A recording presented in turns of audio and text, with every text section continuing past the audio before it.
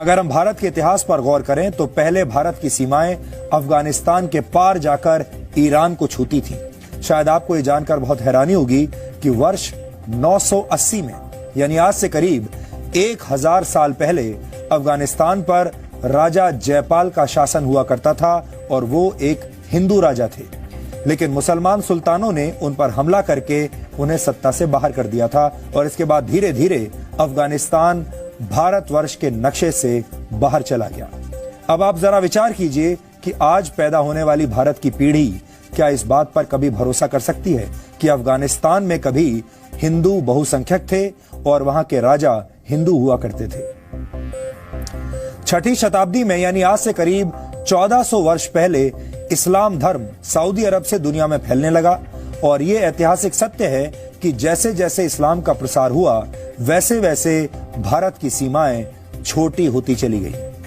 इन दोनों के बीच में एक कनेक्शन है। आखिरी बार भारत का नक्शा 1947 में बदला जब पाकिस्तान के रूप में भारत का एक बड़ा हिस्सा भारत से अलग हो गया और दुख की बात यह है कि इस्लाम के नाम पर ही पाकिस्तान का भी निर्माण हुआ, यानी तब भी भारत के टूटने की वजह इस्लामिक कट्टरता ही थी। लेकिन यह सिर्फ 100 या 200 वर्षों का इतिहास नहीं है। पूरे 1300 वर्षों तक यानी 1300 वर्षों तक भारत में हिंदुओं का दमन हुआ। भारत पर सबसे पहला सफल हमला मोहम्मद बिन कासिम ने किया था। संविधान का निर्माण करने वाले डॉक्टर भीमराव अंबेडकर ने अपनी एक किताब में इस ऐतिहासिक घटना का जिक्र किया है। इस किताब का नाम है पाकिस्तान या भारत का विभाजन। ये किताब इस वक्त मेरे हाथ में है, इसमें से कुछ पढ़कर आपको आज सुनाऊंगा। पाकिस्तान अथवा भारत का विभाजन, डॉक्टर BR अंबेडकर ने इस किताब को लिखा है।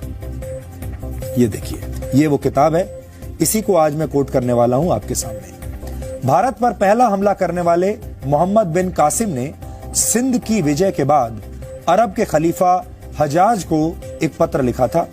इस पत्र में क्या लिखा था, इसका जिक्र BR अंबेडकर की इस किताब में मिलता है और क्या उसमें लिखा है मैं आपको बताता हूं। इसमें लिखा है, इस संबंध में हजाज को भेजे गए एक पत्र में मोहम्मद बिन कासिम का एक उल्लेख विचारणीय है। राजा दाहिर के भतीजे, उसके योद्धाओं और प्रमुख अधिकारियों को ठिकाने लगा दिया गया है और मूर्ति पूजकों को या तो इस्लाम में दीक्षित कर दिया गया है अथवा उन्हें तबाह कर दिया गया है।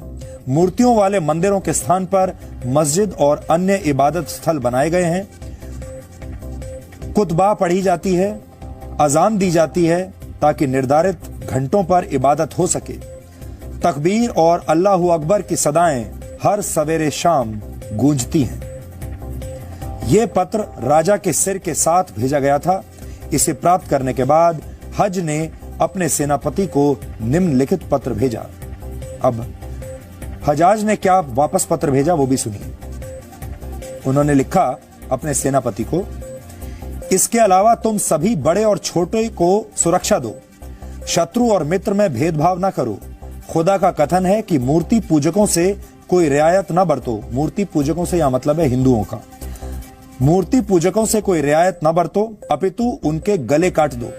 ये समझ लो कि यही महान अल्लाह का आदेश है। तुम्हें अभयदान देने के लिए तुरंत तैयार नहीं होना चाहिए, क्योंकि इससे तुम्हारा काम और बढ़ जाएगा। इसके बाद उन दुश्मनों के अलावा जो सामान्य सैनिक हैं, किसी को न बख्शो। ये BR अंबेडकर की किताब है। भारत में हिंदुओं के नरसंहार का एक लंबा इतिहास रहा है और वो भी आज हमने आपके लिए निकाला है। वर्ष 1265 में दिल्ली सल्तनत के सुल्तान गयासुद्दीन बलबन ने मेवात में 1 लाख राजपूतों का कत्ल करवा दिया था। मेवात आज भारत के हरियाणा राज्य का जिला है। वर्ष 1303 में दिल्ली के सुल्तान अलाउद्दीन खिलजी ने चित्तौड़ पर हमला करके 30,000 हिंदुओं का कत्ल कर दिया था।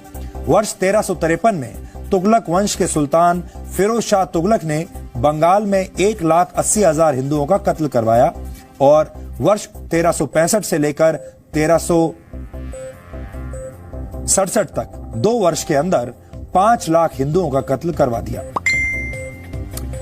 इसके बाद वर्ष 1398 में तैमूर लंग की सेना ने दिल्ली पर हमले से पहले 1 लाख हिंदू कैदियों की हत्या करवाई।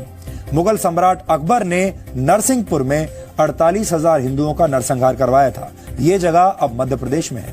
और वर्ष 1568 में अकबर ने चित्तौड़गढ़ पर हमला करके 30,000 हिंदुओं को मरवा दिया था। इस हमले में 8,000 राजपूत महिलाओं ने जौहर कर लिया था, यानी खुद को मार डाला था। वर्ष 1338 में ईरानी हमलावर नादिर शाह ने भारत पर हमला करके 2 साल के अंदर 3 लाख हिंदुओं को मरवा दिया था। इसके बाद हिंदुओं को थोड़ी राहत मिली, क्योंकि पंजाब में सिख और महाराष्ट्र में मराठों ने मुगल साम्राज्य की नींव हिला दी। लेकिन इसके बाद वर्ष 1947 के पहले भी हिंदुओं के कई नरसंहार हुए। वर्ष 1921 में केरल के मालाबार में 2000 से ज्यादा हिंदुओं को मार दिया गया था। इस नरसंहार की वजह खिलाफत आंदोलन को बताया जाता है। इसके बारे में भी हमने आपको कल पूरी जानकारी दी थी। और वर्ष 1946 में मोहम्मद अली जिन्ना ने पाकिस्तान की मांग मनवाने के लिए डायरेक्ट एक्शन डे की धमकी दी थी। तब कलकत्ता में दंगे हुए थे और इन दंगों में भी 7,000 से 10,000 के बीच हिंदू और मुसलमान मारे गए थे। और इसी साल नोआखाली में ही जिन्ना की मुस्लिम लीग के इशारे पर दंगे हुए, जिसमें 5,000 हिंदुओं को मार दिया गया था।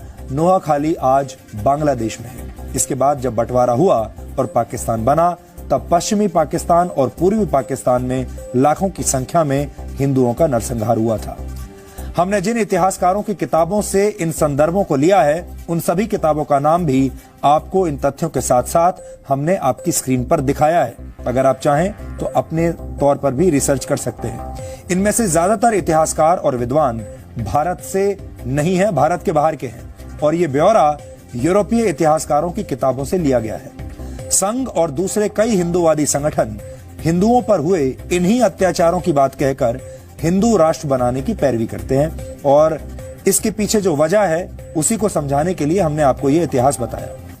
आज देश में हर किसी को समान रूप से मौका मिलता है। सभी को देश की प्रगति में अपना योगदान देने का पूरा अधिकार है।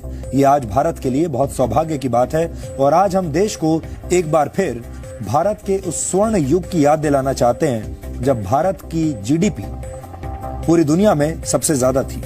पहली शताब्दी में भारत का जीडीपी शेयर पूरी दुनिया में 32.9% था।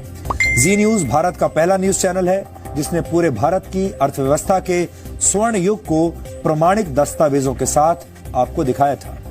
ब्रिटेन के अर्थशास्त्री एंगस मेडिसन ने पूरी दुनिया की अर्थव्यवस्था पर एक रिसर्च रिपोर्ट तैयार की थी और इस रिपोर्ट का नाम है the world economy millennium perspective and historical statistics. यह रिपोर्ट वैसे तो 657 पन्नों की है, लेकिन इसके पेज नंबर 263 पर पहली शताब्दी से लेकर 20वीं शताब्दी तक इस दौरान का एक बहुत ही दिलचस्प आंकड़ा है। इसमें दुनिया के जीडीपी में 20 देशों के शेयर परसेंटेज के बारे में बताया गया है। इसका मतलब है कि दुनिया के जीडीपी में 20 अलग अलग देशों का कितना प्रतिशत हिस्सा था और इसमें किस तरह वक्त के साथ बदलाव आए। पहली शताब्दी में भारत का जीडीपी शेयर 32.9% था, यानी पूरी दुनिया में जितना उत्पादन हो रहा था उसके 30% से ज्यादा हिस्से पर भारत का कब्जा था। भारत की एक बहुत बड़ी आबादी विकास में, दुनिया के विकास में अपना योगदान दे रही थी। ये भारत की अर्थव्यवस्था का स्वर्णिम युग था और इसी दौरान भारत को सोने की चिड़िया कहा जाता था। लेकिन जैसे जैसे समय बीतता गया, भारत पर अरब, अफगानिस्तान और टर्की के हमलावरों ने हमला किया। भारत की पूरी अर्थव्यवस्था इसके बाद लगातार गिरने लगी। इस ग्राफ में भारत के जीडीपी शेयर पर आप जरा गौर कीजिए। जैसे जैसे वक्त गुजरता गया, वैसे वैसे भारत का जीडीपी शेयर कम होता चला गया, गिरता चला गया। पहली शताब्दी और उससे पहले का समय भारत के लिए स्वर्ण युग था। ये वो दौर था जब भारत को सोने की चिड़िया कहा जाता था। तब वर्ल्ड ऑर्डर में भारत नंबर 1 पर था। लेकिन जब भारत में अरब और तुर्क सेनाओं ने हमले किए और भारत गुलाम बन गया, तब धीरे धीरे भारत का जीडीपी कम होने लगा। इसके बाद दिल्ली सल्तनत और फिर मुगल साम्राज्य में भारत का जीडीपी और कम हुआ और लगातार गिरता चला गया।